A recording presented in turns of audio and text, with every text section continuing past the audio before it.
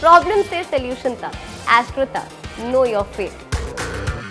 देखिए, चैत्र शुक्ल पक्ष की प्रतिपदा तिथि से नव संवत की या हिंदू नववर्ष की शुरुआत होती है। वहां से चैत्र नवरात्र भी शुरू होता है। तो चैत्र नवरात्र भी एक साथ होगा और हिंदू नववर्ष भी उसी समय से शुरू होता है। और चैत्र नवरात्र के इसी दिन से देवी के नव दुर्गा स्वरूप की उपासना होती है।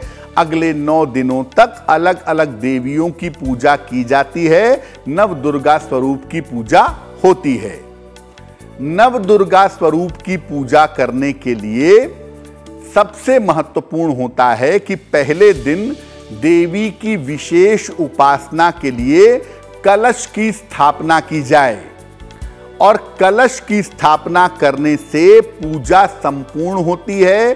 पूजा के ज्यादा शुभ और बेहतर परिणाम आपको प्राप्त होते हैं।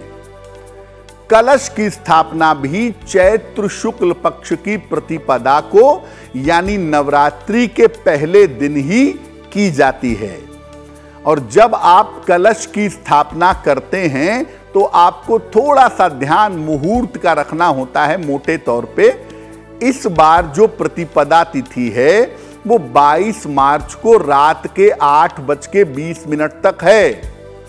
तो रात के 8:20 तक ही पहली तिथि है। इसलिए आप किसी भी समय कलश स्थापित करें, सुबह करें, दोपहर करें, शाम करें, रात के 8:20 के पहले कलश की स्थापना आप अवश्य कर लेंगे। और इसका जो शुभ मुहूर्त सबसे अच्छा समय होगा वो होगा सुबह 6:22 से 7:31 के बीच में। अब हो सकता है कि आप अर्ली मॉर्निंग एकदम सुबह सुबह स्थापना ना कर पाएं।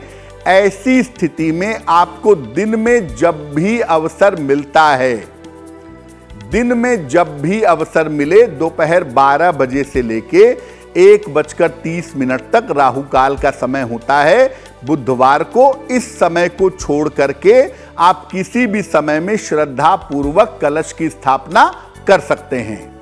और नवरात्रि के पहले दिन नव दुर्गा के शैलपुत्री स्वरूप की पूजा होती है। तो सामान्यतः कलश की स्थापना के साथ आपका पूजन आरंभ हो जाना चाहिए, आपका अखंड दीपक जल जाना चाहिए। और पहले दिन आप सामान्यतः माता शैलपुत्री की पूजा करें, उनका ध्यान करें, तो वो आपके लिए बहुत शुभ रहेगा। इस ऐड को स्किप करना तो बहुत मुश्किल है, पर लाइफ की प्रॉब्लम्स का सलूशन ढूंढना आसान। प्रॉब्लम से सलूशन तक, एस्ट्रो तक, नो योर फेट।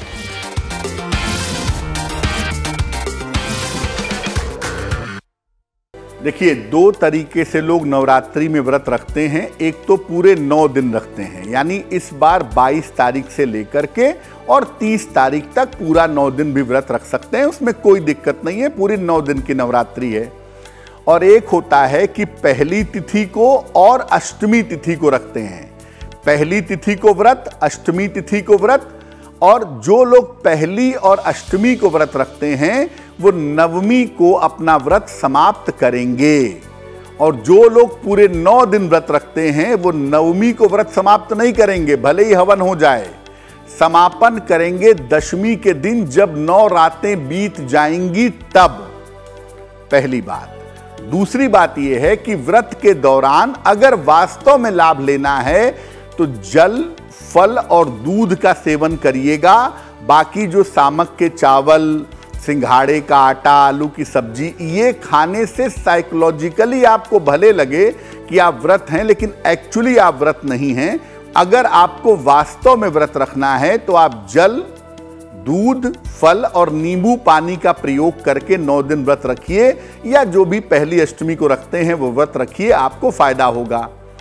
अगर आप व्रत नहीं रख पाते, स्वास्थ्य आपका अलाउ नहीं करता, तो कम से कम इतना तो जरूर करिए कि 9 दिनों में सात्विक भोजन ग्रहण करिए। उसमें प्याज, लहसुन इत्यादि का प्रयोग मत करिए, तो आपके लिए बहुत अच्छा रहेगा। एस्ट्रो तक ऐप पर आपको मिलेगा भविष्य से जुड़े हर सवाल का जवाब। डाउनलोड कीजिए एस्ट्रो तक ऐप और चुटकी में जुड़िए इंडिया के बेस्ट एस्ट्रोलॉजर से।